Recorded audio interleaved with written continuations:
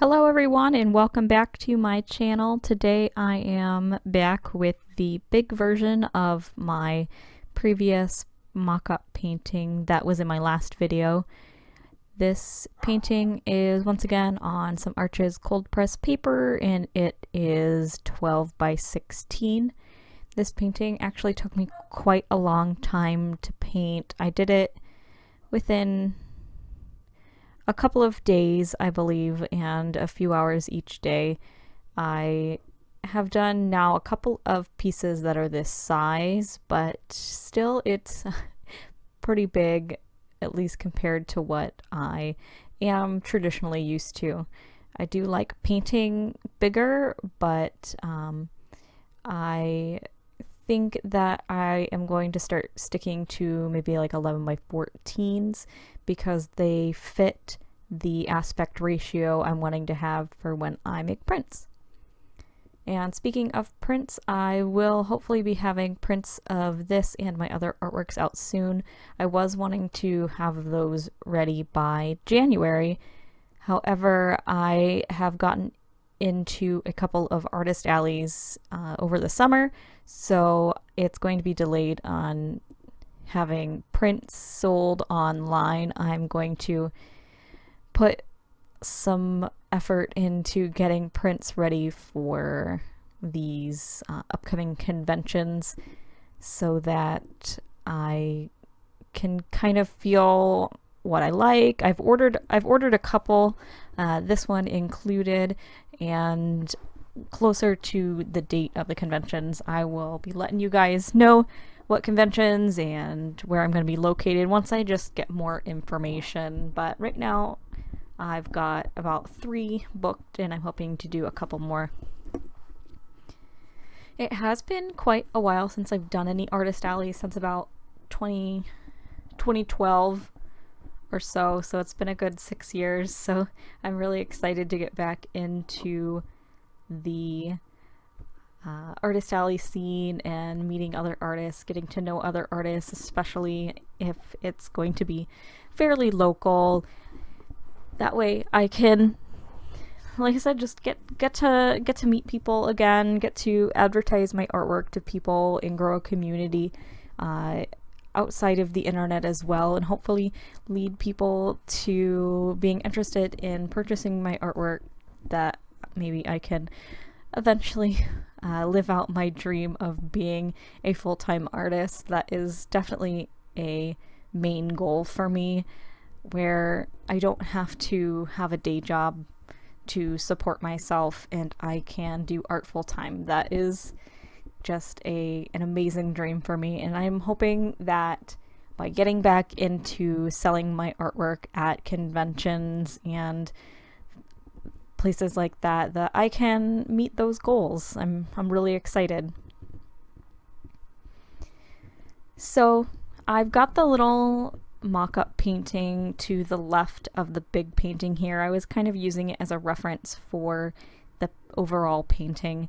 I did work on this one a little bit differently. As I mentioned in my previous video, I knew of some things I wanted to do differently, and one of the main things was I wanted to show more of the red color in the sky, and because I don't feel like a lot of that red was showing through. It was more of a purple to a blue-green kind of background, and I really wanted that red to be a little more prominent. So I took that and I put that more heavily up in that top left corner and had that slowly fade into that really deep kind of green blue.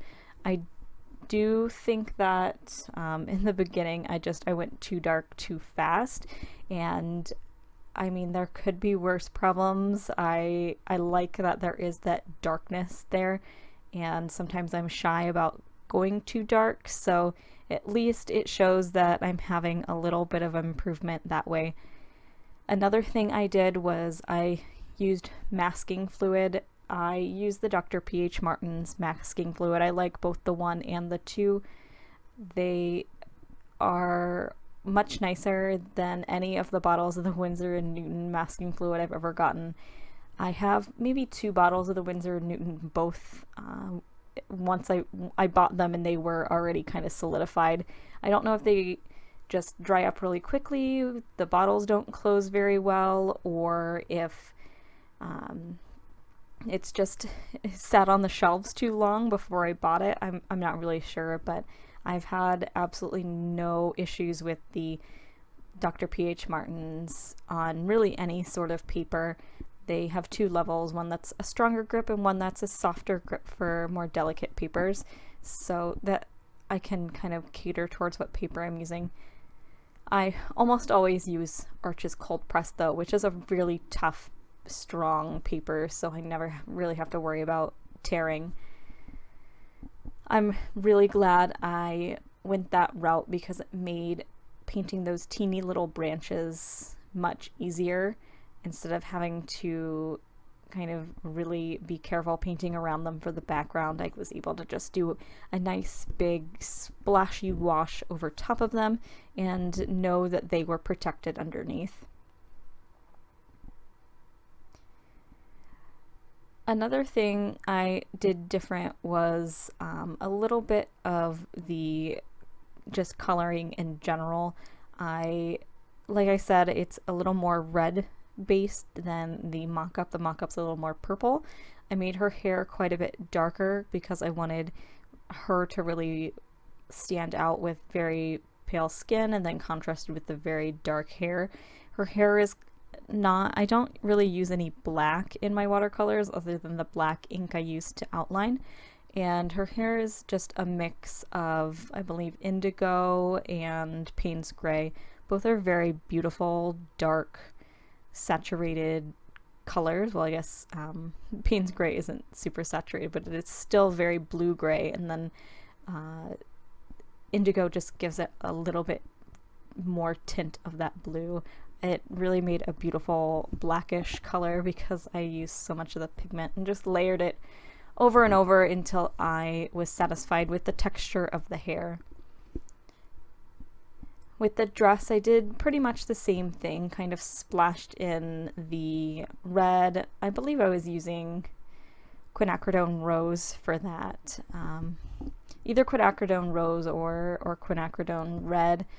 Both are very lovely, saturated, pure, very transparent reds. And then I think I did the same kind of color with their hair where I tinted it more towards the indigo, just so it would have a very galaxy night sky feel, especially once I start putting the stars and little specks of white onto the dress. It really emphasizes that she is a galaxy goddess or character.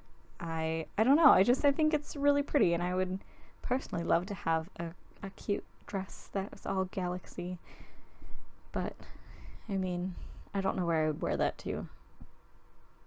Oh well, sometimes you just want pretty things because they're pretty.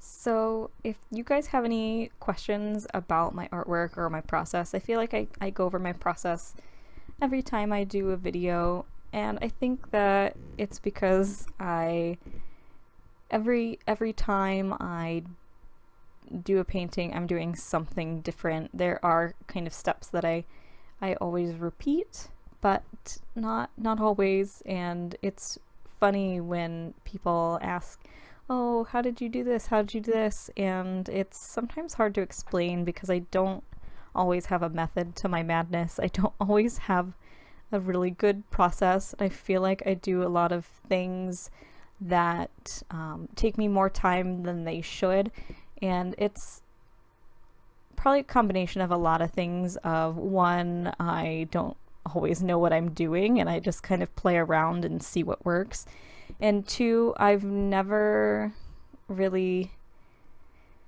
had any sort of like watercolor training, even though I went to an art school For college, I did study at an art school. I never took a watercolor class. The watercolor class was always booked, and I never seemed to get in. So I'm sure there are plenty of things that like really learned and studious watercolor painters are like, no, why are you doing this? But ultimately, I think that I learn best through doing anyway. So I kind of just try things and they don't always work out, but thankfully, in the end, usually I'm happy with how my pieces turn out. I decided to add some more detail on the trees for this one. I just thought they looked a little flat, so I wanted to add a little bit of extra detail. And then I went in with my Fine Tech palette to fill in some of the flowers. I didn't make all the flowers sparkly and shiny. I just did some of them, and then of course I did the moth. It has that glow to it, and I am really satisfied with this piece. I do have a frame for this piece that I built specifically for it, so I'm really excited to get that framed and hung up on my wall. It also is going to be available on my Etsy, so if you're interested in purchasing this particular piece, it is up on my Etsy right now, and you can have it for yourself, and hopefully you'll be able to have prints soon as well, and I will let you guys know as soon as those are available. Well, it's been really great talking to you guys. Make sure you hit subscribe and follow me on social media, and I will see you guys next time on my next video. Have a great day. Goodbye.